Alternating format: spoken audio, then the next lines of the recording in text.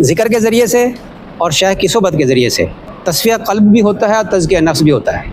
और हमारा ये तरीक़ा सुन्नत के करीब तरीन है, बिल्कुल करीब तरीन। हमारे हज़रत मुजद्दिद अल-फ़िसानी रहमतुल्लाह अलैह, ख्वाजा मासूम रहमतुल्लाह अलैह ये सुन्नत का बड़ा ही एहतमाम करते थे और इसकी इतनी तरग़ीब देते थे बहुत।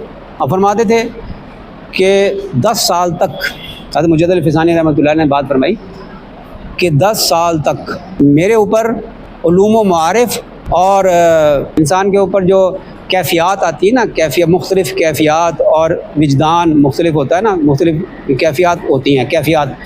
वो फरमाते हैं कि ये मेरे ऊपर ये बारिश की तरह बरसती रही हैं, बहार के बादल की तरह बरसती रही हैं। तो अल्लाह ताला ने जो काम लेना था अल्लाह ने ले लिया, लेकिन अब ये तमन्ना है कि अल्लाह ताला मेरे ज़रिए से कोई सुन्नत को ज़िंदा फरमा दे। वही फरमाते थे। तो ये सुन्नत के हमारा और इसकी तरग़ीब खूब देते थे, ज़िक्र कसरत से करो और शेख की सोबत में रहो और सुन्नत का इत्तबा करो। इसी में तरक्की है, इसी में तरक्की है और तसव्वुफ़ कोई और चीज़ नहीं है।